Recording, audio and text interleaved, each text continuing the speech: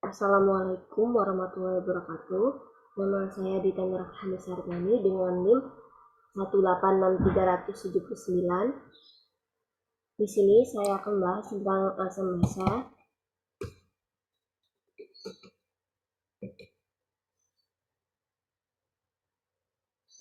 Ya, ada 4 topik di sini, yaitu ada kekuatan asam, buffer, keseimbangan larutan, dan keseimbangan senyawa kompleks. Langsung saja yang pertama yaitu kekuatan asam. Dengan judul lebih lengkapnya yaitu kekuatan asam dan basa. Kekuatan asam dan pH dari larutan garam.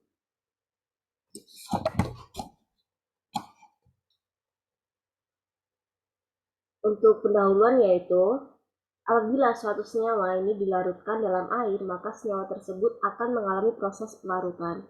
Ketika sudah terlarut, senyawa tersebut dapat memiliki sifat asam, basa, ataupun netral.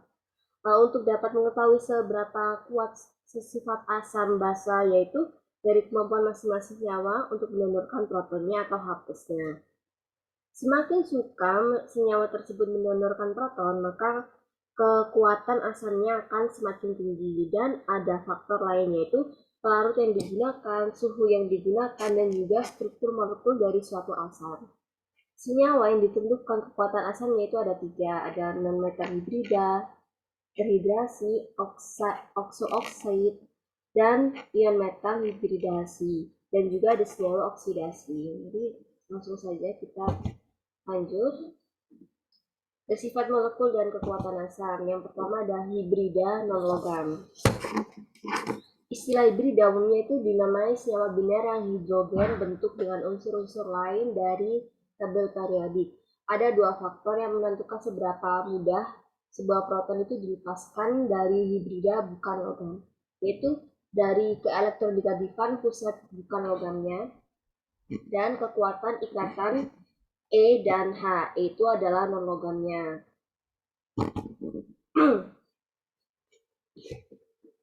Ia langsung saja ke elektronegatifan pusat bukan logam. Keasaman dari hibrida non-logam ini peningkatan elektronegativitasnya meningkat.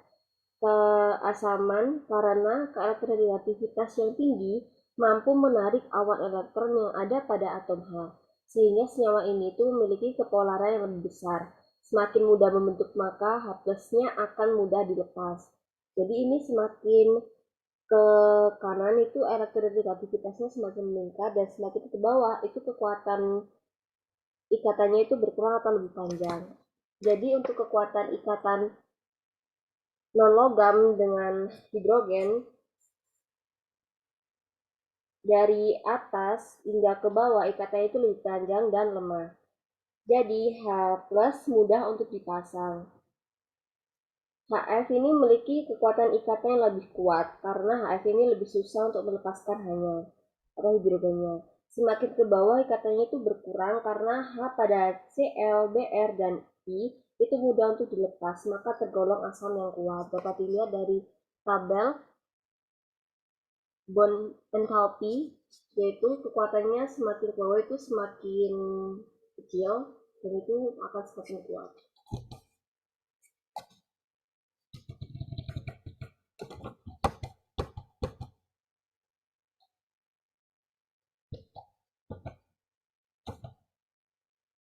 Yang kedua yaitu ada asam okso atau okso-oksida. Senyawa yang memiliki atom hidrogen, oksigen, dan unsur lain atau E yang berperan sebagai pusat. Semua okso-oksida itu atom hanya akan berikatan dengan atom O, atom oksigen, atom O. Dan panjang ikatan tidak menentukan keasaman. Karakter dari ini adalah asamnya mengandung ikatan OH. Ada 2 faktor yaitu elektronegativitas non-logam pusat dan dipengaruhi banyaknya atom O yang mengelilingi non-logam pusat.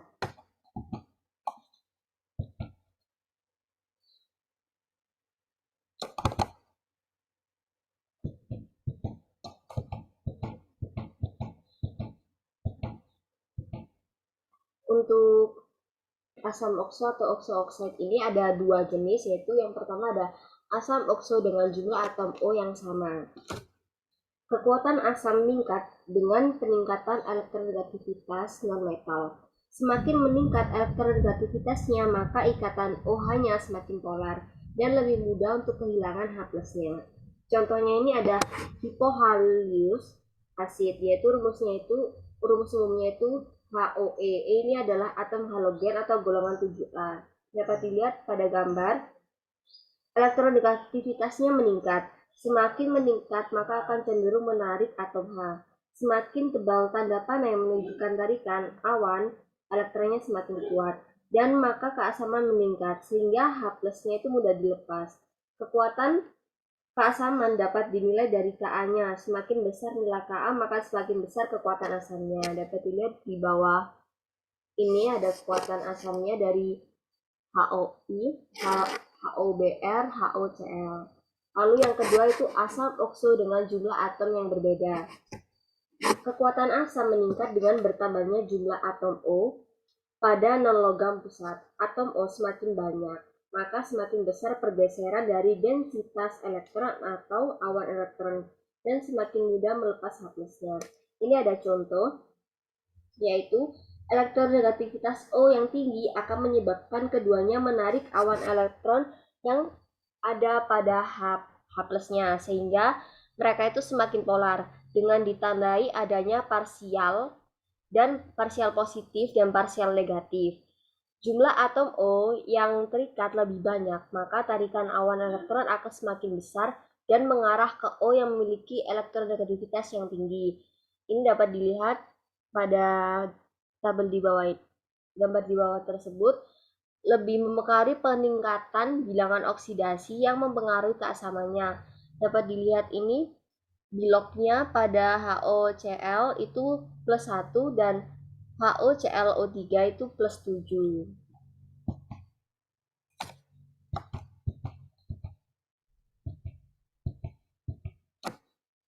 Yang ketiga ada hidrasi ion logam. Ini termasuk kekuatan asat ya.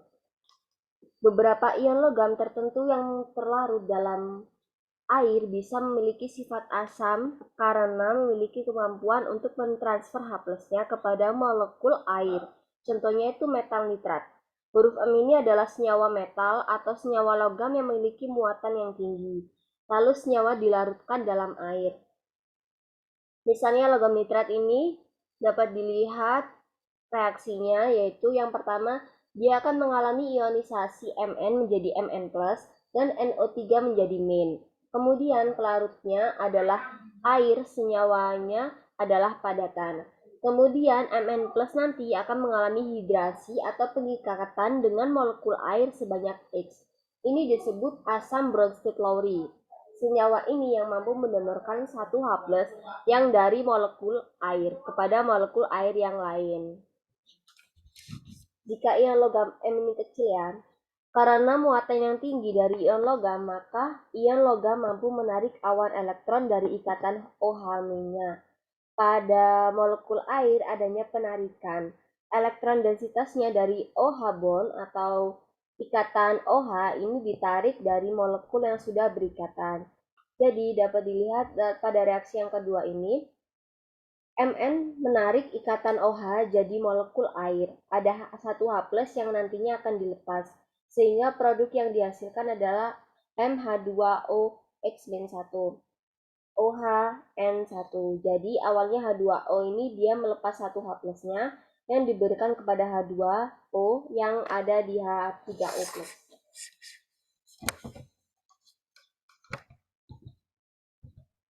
Lalu ini ada contoh aluminium salt yang larut dalam air.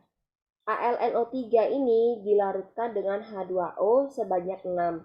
Kemudian akan mengalami ionisasi dan hidrasi. Jadi muatan 3+-nya ini juga 3NO3. Al ini berikatan dengan 6H2O pada bagian O-nya. O memiliki 2 PeB.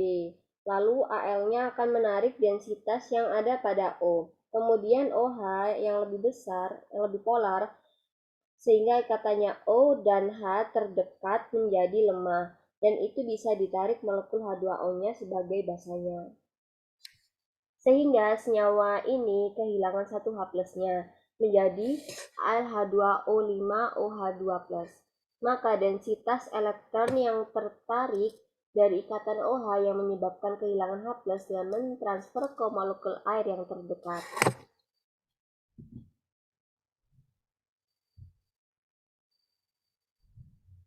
Ini ada contoh soal yaitu prediksi kekuatan relatif dari asam okso di masing-masing kelompok berikut. Yang A itu dari HClO, HBrO, dan HIO. Lalu yang B itu HNO3 dan HNO2. Yang jawaban pertama, peringkat urutan elektron negativitasnya F lebih besar dari O lebih besar dari Cl lebih besar dari Br, dan Br lebih besar dari I. Karena elektron negativitas itu meningkat dari I ke Cl, maka polaritasnya senyawa oksoasid itu juga akan meningkat dari HIO ke HClO, sehingga atom pusat non-logam mampu menarik awan elektron yang ada pada atom H, sehingga menjadi lebih polar, maka semakin mudah melepas H plusnya. Adapun urutan kekuatannya yaitu HClO lebih besar dari HBrO lebih besar dari HIO. Untuk jawaban yang B atau yang HNO3 dan HNO2, mana yang lebih besar kekuatannya? Yaitu oksoasid ini dengan jumlah atom yang berbeda, karena jumlah atom O adalah 3 pada dalam HNO3 dan 2 dalam HNO2, maka HNO3 adalah asam yang lebih kuat dari HNO2. Semakin banyak atom O yang berikatan dengan atom pusat, maka akan semakin kuat sifat keasamannya. Bilangan oksidasi N biloxnya itu plus 5 dalam HNO3, lebih tinggi dari bilangan oksidasi N yaitu plus 3 dalam HNO2. Tingkat atau kekuatan keasaman juga dipengaruhi dari bilangan bilox atau bilangan oksidasi.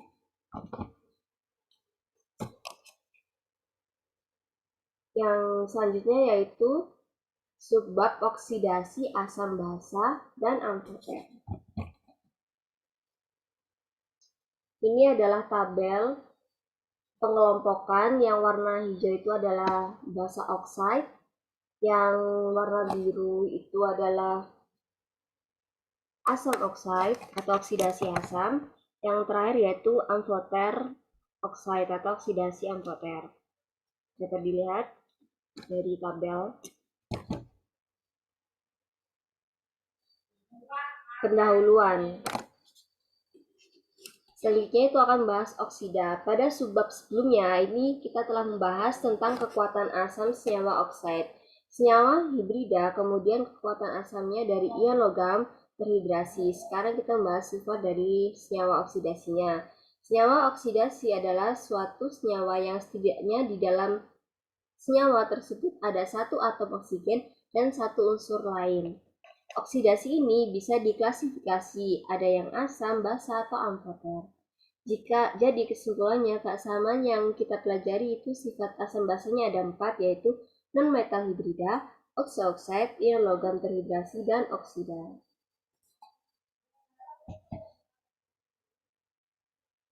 Yang pertama, oksidasi asam. Oksidasi asam adalah oksidasi yang bereaksi dengan air membentuk asam.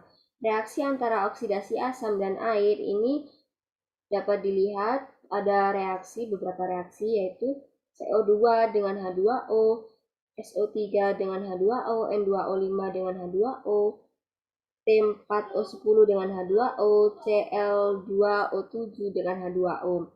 Ini adalah oksidasi asam karena ketika bereaksi dengan molekul air, dia bisa membentuk senyawa asam. Jadi ada asam yang golongan oksida. Oksida yang bukan logam memiliki jumlah unsur yang tinggi dengan sifat asamnya. Contohnya yaitu N2O5, SO3, dan Cl2O7. Oksidasi yang bukan logam itu memiliki jumlah unsur yang rendah. Contohnya yaitu ada CO dan NO. Tidak menunjukkan sifat asam yang terukur. Yang kedua yaitu ada oksidasi basa. Oksidasi basa yaitu ada oksidasi yang bereaksi dengan air akan membentuk basa. Semua oksidasi logam alkali dan semua oksidasi logam alkali tanah kecuali BeO adalah basa. Pada tabel periodik tadi kita dapat melihat bahwa oksida logam pada golongan alkali dan alkali tanah merupakan basa oksida. Oksidasi logam basa bereaksi dengan air untuk membentuk logam hidroksida. Dapat dilihat pada reaksi di bawah ini, Na2O plus H2O menjadi 2 NaOH. BaO plus H2O itu menjadi BaOH2. 2 NaOH dan BaOH2 ini terbentuk dari reaksi oksida. Na2O dengan H2O dan BaO dengan H2O. Tidak ada oksida non-logam yang diketahui memiliki sifat basa. Lalu yang ketiga ini ada oksidasi amfoter. Oksidasi yang terakhir adalah oksidasi amfoter. Oksidasi amfoter adalah oksida yang dapat bertindak sebagai asam dan basa dalam suatu reaksi sehingga dihasilkan garam dan air. Contohnya yaitu beryllium oxide dan beberapa oksidasi logam lainnya, yaitu ada Al2O3 yang ada pada golongan 3A dan 4A ini bersifat amfoter. Sifat amfoter dari suatu senyawa bergantung dari siapa yang diajak bereaksi. Contohnya yaitu di sini ada Al2O3 bereaksi dengan HCl akan yang diketahui HCl itu adalah asam kuat. Jadi Al2O3 ini akan bertindak sebagai basa menghasilkan garam dan air. Lalu ada Al2O3 yang bereaksi dengan NaOH yang kita ketahui bahwa NaOH itu adalah basa, maka Al2O3 ini menjadi asam dan dihasilkan garam. Reaksi ini sedikit berbeda dengan reaksi sebelumnya karena produk yang dihasilkan hanya ada garam saja, tidak ada H2O-nya atau airnya.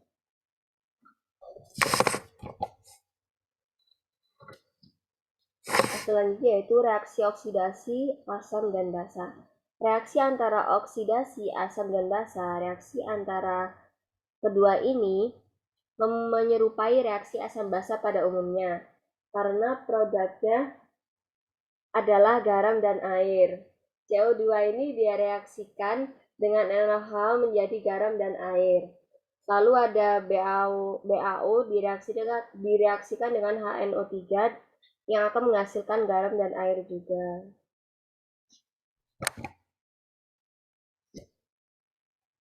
Pada gambar tersebut dapat kita ketahui ada reaksi di sini. Gambar kiri berisi air yang telah ditambahkan beberapa tetes indikator biru bromotimol. Pada yang kanan ini ada es yang kering ditambahkan ke air. CO2 bereaksi dengan membentuk asam karbonat yang mengubah larutan menjadi asam dan berubah warna dari biru menjadi kuning. Selanjutnya yaitu sifat asam basa larutan garam.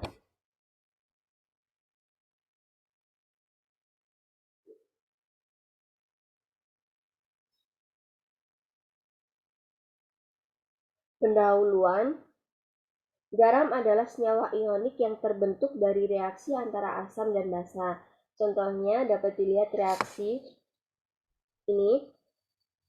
HCl adalah asam, NaOH adalah basa, menjadi NaCl yaitu garam, dan HCN adalah asam, KOH adalah basa, menjadi KCN. Lalu ada HBr, asam, dan NH3 itu basa, menjadi NH4Br yaitu garam. Karena garam mengandung 2 ion, pH larutannya berpotensi dipengaruhi oleh kation atau anion, atau mungkin bisa keduanya. Jadi karena garam terdiri dari Na plus dan Cl min, K plus dan Cn min, jadi jelas Na plus kation dan Cl anion. K plus kation dan Cn min adalah anion. Maka garam ini dapat mempengaruhi pH suatu larutan. Larutan garam dapat bersifat netral, asam atau basa, tergantung pada sifat asam basa dari kation dan anion penyusunnya. Ya, ini dapat dilihat contoh gambar reaksi. Ada 3 gambar Baker Plus ini. Larutan garam bisa netral, asam, dan basa. Ketiga larutan ini mengandung indikator asam basa bromtimol biru. Pada gambar A, itu larutan NaCl bersifat netral yaitu pH-nya 7. Pada gambar B, itu ada larutan NH3 bersifat asam pH-nya itu 3,5. Lalu ada larutan NaClO bersifat basa, pH-nya yaitu 9,5. Adapun klasifikasi garam, jika diklasifikasikan beberapa sifat asam basa dari garam adalah seperti ini. Garam menghasilkan larutan netral, yaitu asam kuat plus basa kuat menjadi larutan netral. Yang kedua ada garam menghasilkan larutan asam, yaitu terdiri dari asam kuat dan basa lemah menjadi larutan asam. Yang ketiga ada garam menghasilkan larutan basa, yaitu terdiri dari asam lemah dan basa kuat yang menjadikan larutan basa. Lalu yang keempat ada garam kation asam lemah dan anion basa lemah yang terdiri dari asam lemah dan basa lemah menjadikan asam atau basa. Lalu yang kelima ada garam anion antiprotik yang terdiri dari asam poliprotik dan basa kuat menjadi larutan asam atau basa. Yang pertama, garam menghasilkan larutan netral. Garam yang terdiri dari anion asam kuat dan ketika dari basa kuat menghasilkan larutan netral. Garam yang menghasilkan larutan netral terdiri dari ion yang tidak bereaksi dengan air. Jadi karena dia hasilnya itu netral, maka ion-ion yang dihasilkan itu tidak akan bereaksi dengan molekul air. Contohnya yaitu ini NaNO3 menjadi Na+ plus NO3-.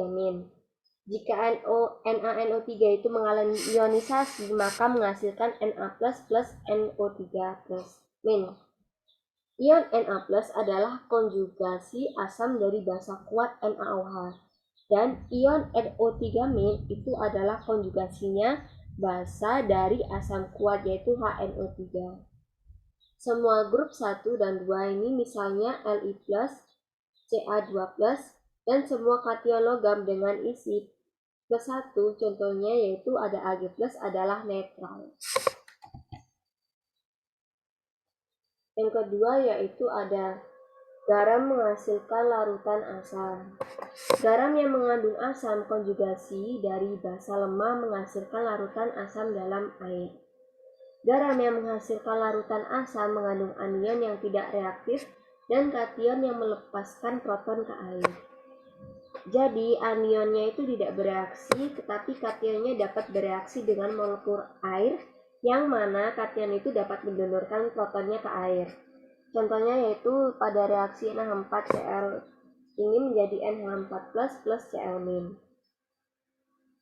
NH4+ ini adalah asam konjugasi dari basa lemah NH3. Perannya ini sebagai kation. Kation ini bisa melepaskan atau mendonorkan protonnya ke molekul air. Sedangkan Cl- ini adalah konjugat basa dari asam kuat. Basa kuat HCl. Perannya adalah anion. Anion ini tidak dapat bereaksi. Yang ketiga yaitu ada garam menghasilkan larutan basa. Garam yang mengandung basa konjugasi dari asam lemah menghasilkan larutan basa dalam air. Garam yang menghasilkan larutan basa mengandung kation yang tidak reaktif dan anion yang menerima proton dari air. Jadi kation tidak bereaksi, tetapi anionnya mampu bereaksi dengan molekul air yang mana anion ini tuh menerima proton. Contohnya yaitu ada NaCN menjadi Na+ plus Cn-. Ion Na+ merupakan asam konjugasi dari basa kuat NaOH, yaitu sebagai kationnya, dan Cn- adalah basa konjugasi dari asam lemah HCN, yaitu sebagai anion. Anion lain yang menunjukkan sifat basa yaitu ada NO2-, F-, CHCOO-, dan CO3-.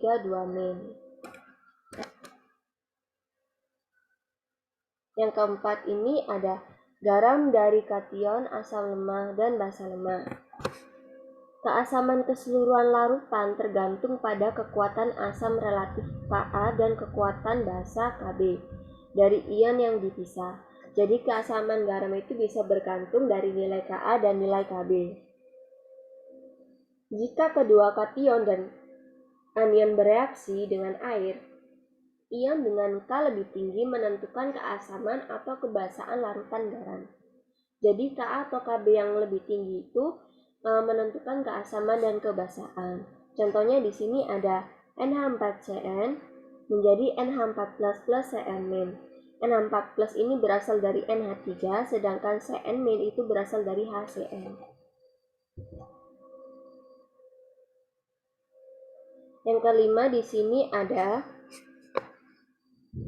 garam anion amfiprotik.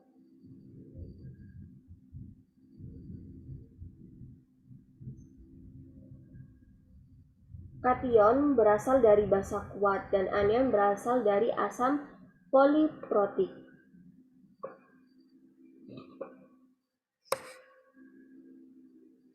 Jadi reaksi ini antara garam poliprotik dan basa kuat. Anion ini bersifat amfiprotik. Jadi dari asam poliprotik ini nanti dihasilkan anion. Nah, anionnya ini akan dapat berperan sebagai basa atau asam. Mereka dapat bertindak sebagai asam dan melepaskan proton ke air atau sebagai basa dan mengaplikasikan proton dan air. Jika anion bersifat amfiprotik dari asam poliprotik, kekuatan anion sebagai asam Ka atau sebagai basa atau Kb ini menentukan keasaman dari garam. Contohnya yaitu ada Na2HPO4 menjadi 2Na plus HPO4 2-. Na2HPO4 ini ketika mengalami ionisasi maka menjadi 2Na plus HPO4 2-. Mari kita analisis seperti apa penentuannya. Ini contoh prediksinya.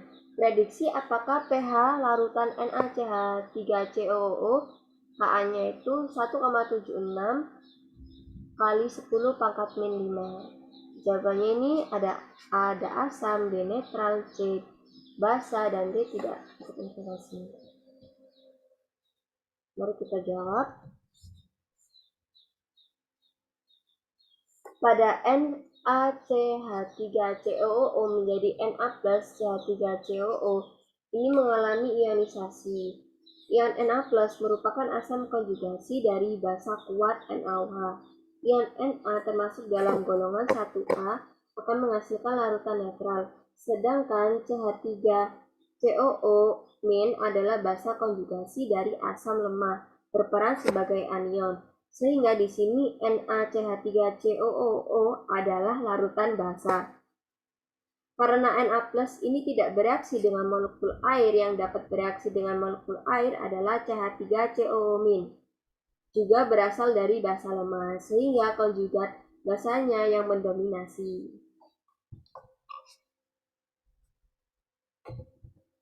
Penghitung larutan pH atau penentuan pH.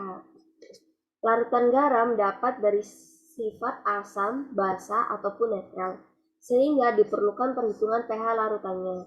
Ini dilakukan dengan cara yang persis sama, di mana kita menghitung pH larutan yang mengandung asam molekul lemah atau basa molekul lemah. Jadi penentuannya sama dengan pH dari asam lemah dan basa lemah. Ini contohnya, hitunglah pH larutan kalium fluorida 0,25 m molar, berapa persen hidrolisisnya? Untuk menjawab pertanyaan ini, berapa Kf-nya? Kita mulai dari reaksi ionisasinya. Kf adalah garam yang dapat mengalami ionisasi secara 100%, yaitu K plus dan F-, bisa terurai 100%. Sehingga di awal kita ini memiliki 0,25 m, maka ketika mengalami reaksi ionisasi, 0,25 m tersebut mengalami 100% pengubahan menjadi plus 0,25 untuk K plus dan plus 0,25 untuk F-. kesetimbangan KF-nya ini menjadi 0 dan masing-masing K plus dan F-nya ini menjadi 0,25. K plus merupakan kation dari basa kuat KOH. K plus merupakan golongan 1A. Sifat kation ini tidak reaktif dan tidak bereaksi dengan molekul air, sehingga kation tersebut tidak mempengaruhi pH-nya. Sedangkan F- basa konjugatnya dari asam lemah. F- merupakan anion dari basa lemah HF. Anion ini mampu bereaksi dengan molekul air. Jadi, hanya fluorida ion yang akan bereaksi dengan air. Maka reaksinya tersebut terhadap molekul air yaitu F plus H2O menjadi HF plus OH-.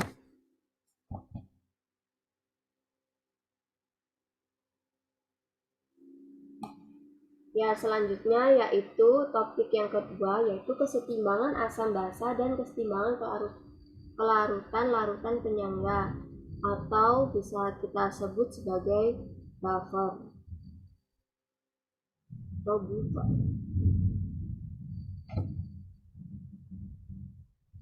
Yang pertama yaitu apa itu buffer? Buffer merupakan larutan yang dapat mempertahankan pH secara drastis dengan adanya penambahan sejumlah asam maupun basa, atau asam lemah plus konjugatnya dan basa lemah dengan konjugatnya. Buffer sangat penting dalam kehidupan karena banyak dari sistem kimia ataupun biologi sangat sensitif terhadap perubahan pH. Contohnya itu darah normal memiliki rentan pH 7,35 sampai dengan 7,42. Jika pH darah berubah menjadi 7 atau 8, maka dapat meninggal atau dapat menyerang kematian. Lalu ada danau dan sungai dengan pH kurang dari 5 seringkali tidak dapat mendukung kehidupan ikan. Buffer akan bekerja karena buffer tersusun asam dan basa di dalam komponennya, maka asam dan basa pada buffer akan bereaksi dengan asam atau basa yang ditambahkan. Pada buffer ini ada dua jenis. Larutan penyangga asam umumnya terbuat dari asam lemah dan konjugatnya.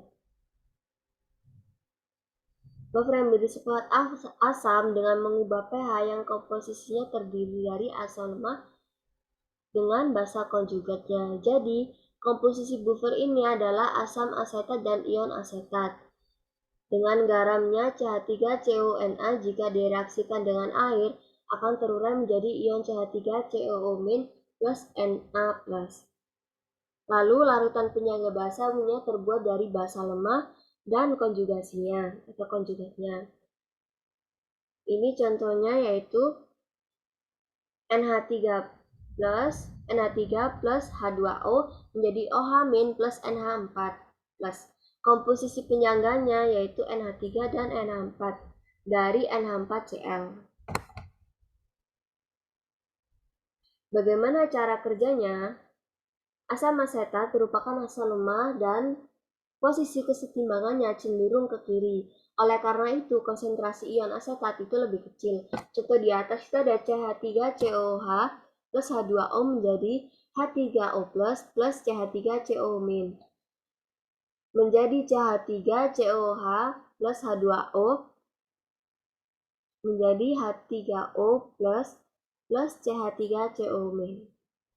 Ditambahkan dengan natrium asetat ke dalam larutan ini untuk meningkatkan ion asetat ekstranya menjadi CH3COONA menjadi CH3CO- plus Na+. Larutan akan mengandung hal-hal penting yaitu ada banyak asam asetat yang terionisasi, banyak ion asetat dari natrium asetat, ion hidrogen membuat larutan menjadi asam.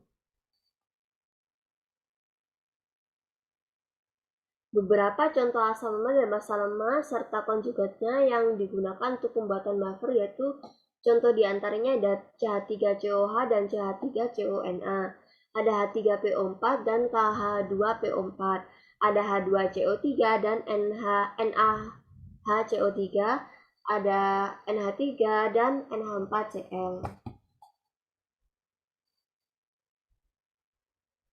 Ini ada contoh, kita mempunyai buffer yang komposisinya sama, asam lemah dengan konjugatnya atau basa lemah dengan konjugatnya.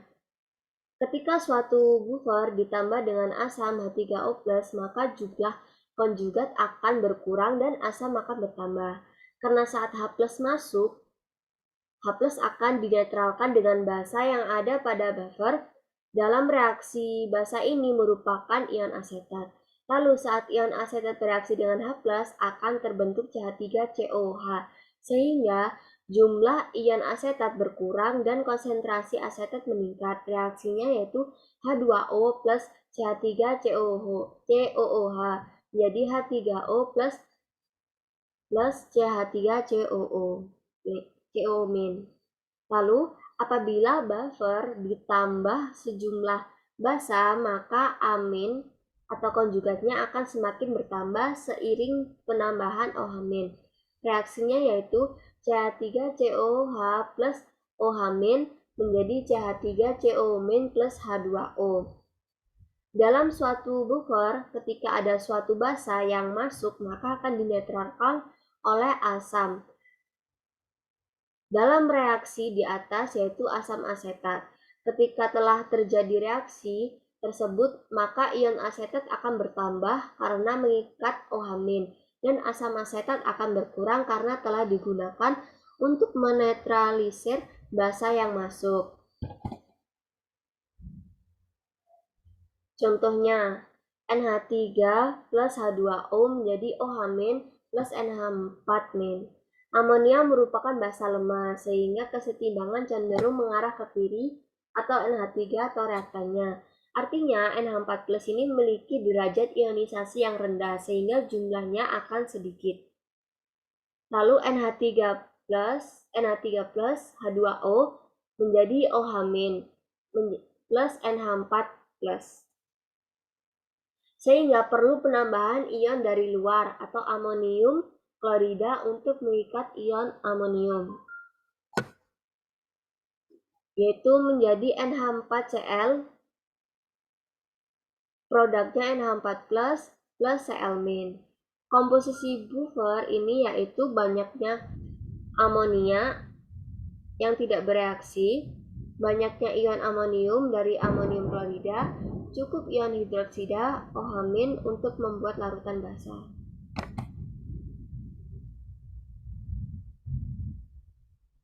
Yang step selanjutnya yaitu cara buffer mempertahankan pH-nya. Saat penambahan H+, maka ion H+ akan dinetralkan dengan cara bereaksi dengan amonia. NH3 plus H+ akan menjadi NH4+. NH3-nya adalah buffer, H+-nya adalah penambahan, dan NH4+-nya menjadi netral. Sehingga NH3 konsentrasinya turun, sedangkan NH4+ akan naik. Maka ada kemungkinan pH buffer akan turun sedikit namun tidak drastis. Dengan adanya penambahan basa kuat OH- akan dinetralkan dengan bereaksi dengan NH4+. NH4+-nya itu sebagai buffer, OH-nya adalah penambahan, lalu produknya NH3 plus H2O adalah netral. Karena OH- telah dinetralkan dengan H+, maka pH dari larutan buffer tidak akan meningkat drastis.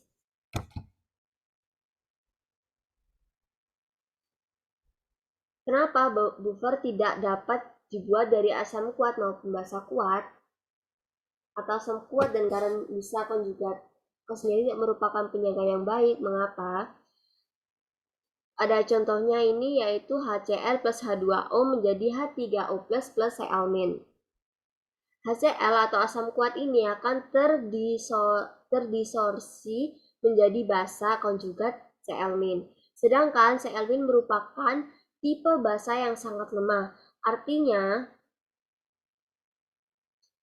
ion ini tidak memiliki kemampuan sebagai basa.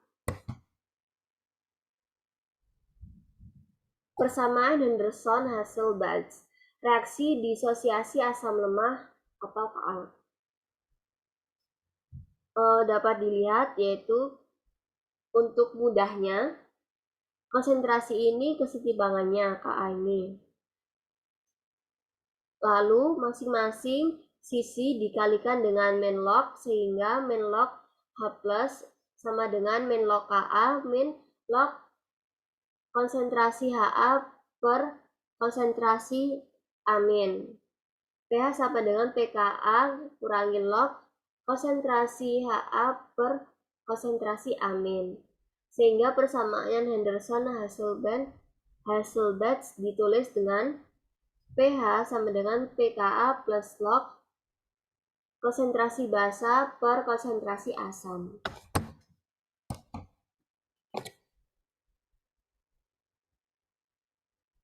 Selanjutnya yaitu kapasitas buffer dan jangkauan buffer atau rentang buffer. Kapasitas buffer merupakan kemampuan buffer untuk menjaga pH-nya. Ketika asam atau basa kuat ditambahkan, pH buffer tidak akan korelasinya dengan kapasitas buffer. Kapasitas buffer dipengaruhi oleh asam atau basa dan basa penyusunnya. Ada dua jenis konsentrasi, yaitu ada absolut konsentrat dan relatif konsentrat atau konsentrasi absolut maupun konsentrasi relatif. Konsentrasi absolut. Dalam hal konsentrasi absolut, semakin terkonsentrasi komponen buffer, semakin besar kapasitasnya, yang artinya semakin tinggi konsentrasi penyusun buffernya, maka kapasitasnya semakin tinggi. Pada buffer 1, komposisinya dapat dilihat. Kedua buffer di atas itu memiliki konsentrasi yang sama pada tiap bagiannya. Akan tetapi jika dibandingkan konsentrasi buffernya lebih besar dari buffer 1 lebih besar dari buffer 2. Sehingga buffer 1 memiliki kapasitas yang lebih tinggi karena konsentrasinya lebih besar. Lalu konsentrasi relatif. Dalam hal konsentrasi relatif, semakin dekat konsentrasi komponen satu sama lain, maka semakin besar kapasitasnya. Yang artinya apabila komponen penyusunnya buffer saling berdekatan, maka semakin besar kapasitasnya. Jadi dipengaruhi oleh asam dan basa penyusun buffer. Atau semakin sama konsentrasi suatu asam atau basa, maka kapasitasnya semakin besar. Kita bandingkan persen perubahan dari komponen rasio konsentrasi dari buffer pada dua rasio yang berbeda, yaitu dapat dilihat pada buffer 1 dan buffer 2 ini. Perubahannya yang buffer 1 ada 2% dan buffer 2 ada 4,7%. Perbedaan pada rasio persen, konsentrasi lebih besar 2 kali lipat saat konsentrasi dari komponen berbeda. Buffer akan memiliki kapasitas tertinggi apabila konsentrasi sama dengan konsentrasi amin per konsentrasi Ha sama dengan 1 atau sama.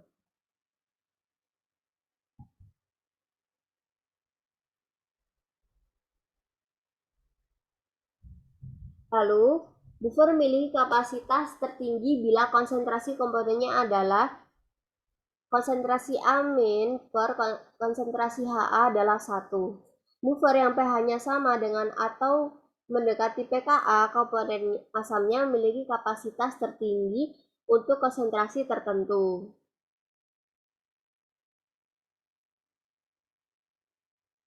Buffer yang pH-nya mendekati atau sama dengan pKa, asamnya akan digunakan untuk menyusun buffer, maka kapasitasnya akan tinggi. Karenanya, pH sama dengan pKa plus log konsentrasi amin per konsentrasi Ha sama dengan pKa plus log 1 sama dengan pKa plus 0 sama dengan pKa. Kisaran buffer adalah rentang pH di mana buffer efektif. Hal ini juga terkait dengan konsentrasi komponen penyangga relatif atau buffer konsentrat relatif. Semakin jauh rasio konsentrasi dari 1, semakin kurang efektif buffernya atau semakin rendah kapasitas buffernya. Karena log 10 sama dengan plus 1 dan log 0,1 sama dengan min 1.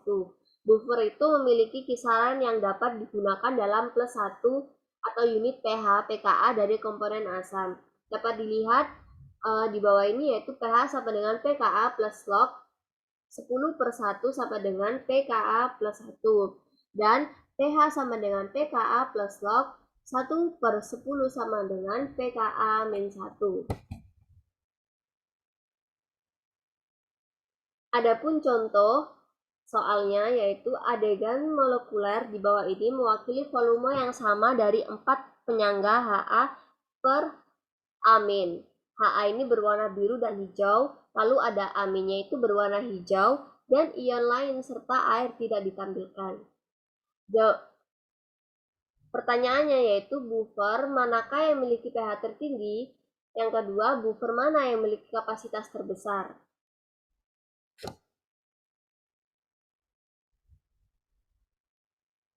Jawabannya di sini dapat ditentukan dari persamaan Henderson-Hasselbalch. Pilih beberapa konsentrasi buffer yang harus dicampur dan hitung campuran umumnya. Umumnya menggunakan konsentrasi 0,05. Untuk mencampurnya harus bertahnya atau sedikit demi sedikit dan diukur dengan pH airnya. Pada ini rasio konsentrasi amin per konsentrasi Ha adalah sebagai berikut. Untuk sampel 1, konsentrasi amin per konsentrasi Ha adalah 3/3 sama dengan 1. Demikian pula sampel 2 0,5, sampel 3 1, sampel 4 2. Sampel 4 memiliki pH tertinggi karena memiliki rasio konsentrasi amin per konsentrasi Ha yang tertinggi. Lalu B, sampel 1 dan 3 memiliki rasio konsentrasi amin per konsentrasi Ha itu 1. Tetapi sampel 3 ini memiliki kapasitas lebih besar karena memiliki konsentrasi yang lebih tinggi. Lalu preparasi penyangga atau preparasi buffer. Beberapa langkah diperlukan untuk menyiapkan buffer. Yang pertama yaitu tentukan pasangan asam basa konjugasi. pH yang diinginkan, pilih pKa yang terdekat dengan pH yang diinginkan. Yang kedua yaitu temukan rasio konsentrasi A+ per konsentrasi Ha yang memberikan pH yang diinginkan, rasio yang ditentukan oleh persamaan Henderson-Hasselbalch. Yang ketiga yaitu pilih konsentrasi buffer dan hitung jumlah yang akan dicampur untuk sebagian besar aplikasi laboratorium, yaitu konsentrasinya dari 0,05 m hingga 0,5 m adalah yang paling tepat. Lalu yang terakhir, campurkan jumlah tersebut bersama-sama dan sesuaikan pH buffer ke nilai yang diinginkan.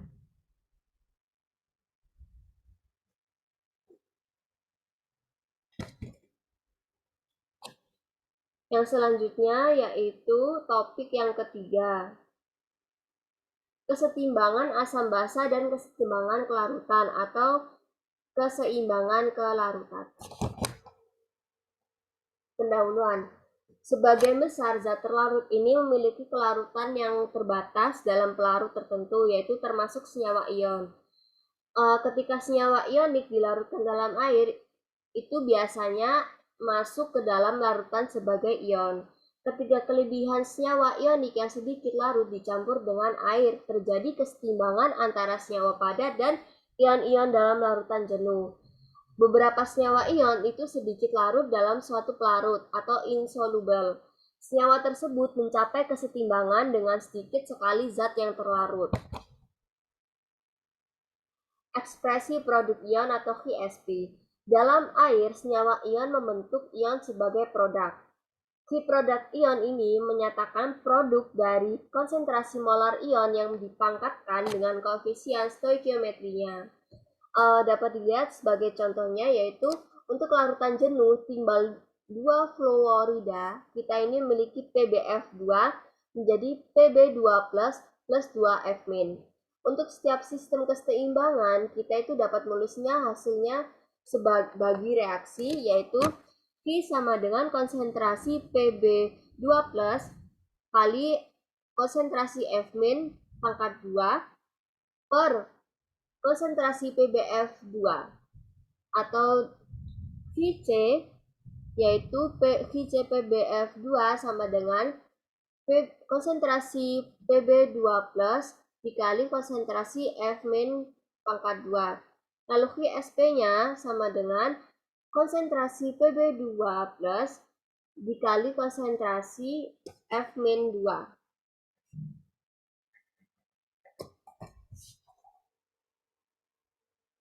Dapat ditulis untuk sederhananya yaitu ion produknya konsentrasi Pb2 plus dikali konsentrasi F-2 yaitu Vsp. Ketika kelarutan jenuh, nilai numerik Vsp-nya akan mencapai nilai konstan yang disebut konstanta hasil kali kelarutan atau Ksp. Dapat dilihat contoh reaksi di bawah ini. Lalu ada konstanta hasil kali kelarutan atau Ksp. Hasil kali kelarutan atau konstanta hasil kali kelarutan yang kita sebut Ksp ini adalah hasil kali konsentrasi molar ion-ion dalam larutan jenuh dipangkatkan ke pangkat yang sesuai. Secara umum, konstanta hasil kelarutan atau Ksp ini adalah konstanta yang keseimbangannya untuk keseimbangan kelarutan senyawa ionik yang sedikit larut atau hampir tidak larut. Ksp hanya bergantung pada suhu, bukan pada konsentrasi ion individu. Berdasarkan aturan kelarutan, AgCl tidak larut, tetapi jika beberapa AgCl ini padat ditempatkan dalam air, jumlah yang larut sangat kecil. Ketika larutan menjadi jenuh, yaitu dapat dilihat reaksinya AgCl menjadi Ag plus Cl-. Ini adalah ion. Konstanta keseimbangan untuk proses kelarutan ini disebut konstanta hasil kali kelarutan AgCl atau bisa kita sebut Ksp-nya sama dengan konsentrasi AgCl kali Cl-. Perhitungan yang melibatkan Ksp. Salah satu cara untuk menentukan nilai Ksp yaitu untuk suatu garam adalah dengan mengukur kelarutannya, yaitu sebagai berapa banyak garam yang diperlukan untuk memberikan larutan jenuh dalam sejumlah larutan tertentu. Hal ini berguna untuk menyatakan ini sebagai kelarutan molar, yang sama dengan jumlah mol garam yang dilarutkan dalam 1 liter kelarutan jenuhnya. Pada kelarutan molar dapat digunakan untuk menghitung Ksp. Pada asumsinya adalah semua garam yang larut 100% terdisosiasi menjadi ion-ion yang tersirat dalam rumus garam. Pengaruh ion umum. Dapat mengetahui kelarutan kalsium oksalat dalam larutan kalsium klorida. Efeknya adalah kalsium oksalat kurang larut dibandingkan ketika kalsium oksalat dilarutkan dalam air murni. Prinsip Lee-Kettler, penambahan ion sejenis menurunkan kelarutan senyawa ionik yang sedikit larut. Lalu ada kristal kalsium oksalat dilarutkan dalam sejumlah air murni untuk menghasilkan kesetimbangan.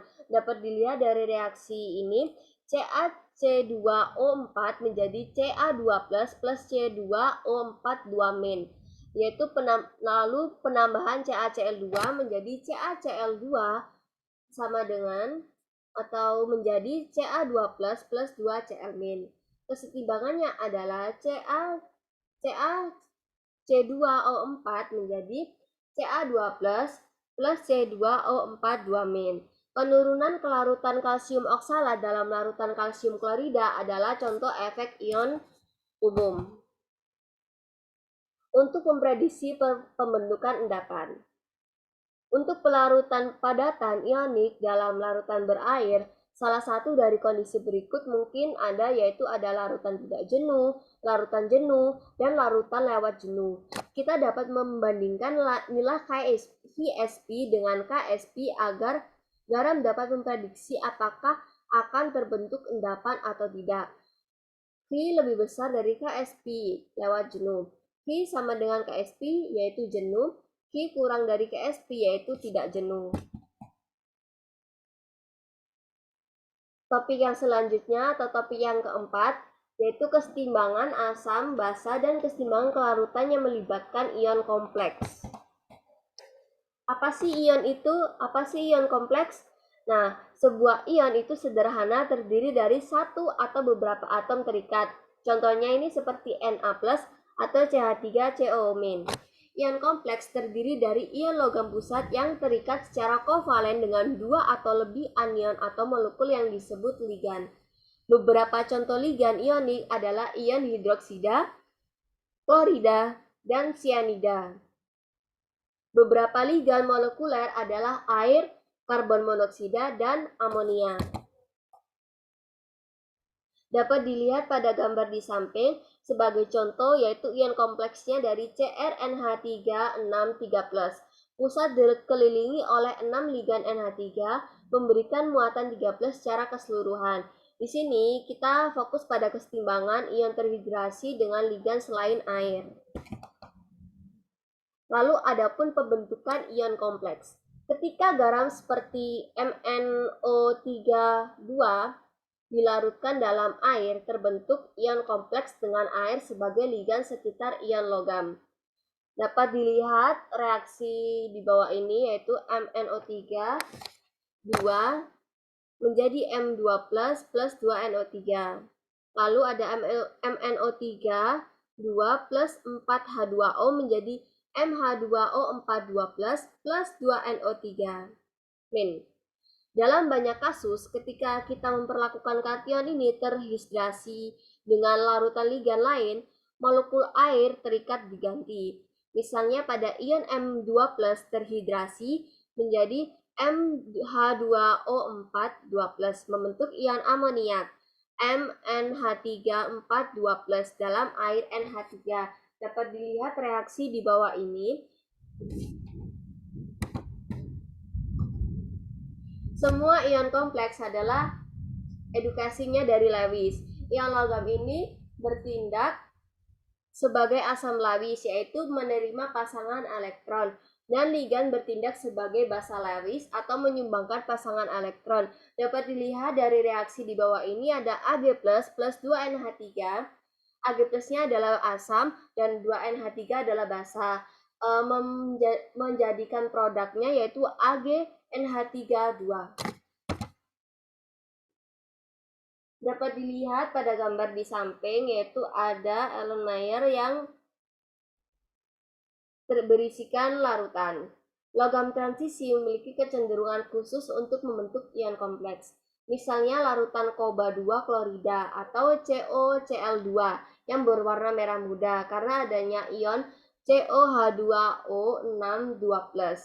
Ketika HCl ditambahkan, larutan menjadi biru sebagai akibat dari pembentukan ion kompleks CoCl4 2-. Ion kompleks dan kelarutan. Ligan meningkatkan kelarutan ion yang sedikit larut jika membentuk ion kompleks dengan kation. Dapat dilihat reaksi di bawah ini yaitu FeS plus H2O memiliki produk Fe2+ plus HS- plus OH-. KSP-nya yaitu 8 kali 10 pangkat -16. Sebagai contohnya yaitu ada besi 2 sulfida sangat sedikit larut.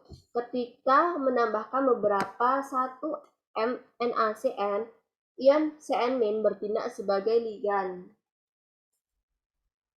Reaksinya dapat dilihat yaitu Fe2+ plus 6Cn- menjadi produknya yaitu FeCN6 4-. Kf-nya 3 kali 10 pangkat 35. Nah, untuk melihat pengaruh pembentukan ion kompleks pada kelarutan FeS, kita tambahkan kedua persamaan yaitu FeS plus 6Cn- plus H2O menjadi FeCN6 4- plus HS- plus OH- dan kalikan konstanta keseimbangannya. Q overall sama dengan K KSP kali KF. Jadi kita kalikan KSP-nya dan KF-nya ini nilainya yaitu 2 kali 10 pangkat 20. Disosiasi keseluruhan PES menjadi ion meningkat pesat dengan adanya ligan. Terima kasih atas perhatiannya. Apabila ada salah kata, mohon dimaafkan. Semoga dapat bermanfaat bagi kita semua. Wassalamualaikum warahmatullahi wabarakatuh.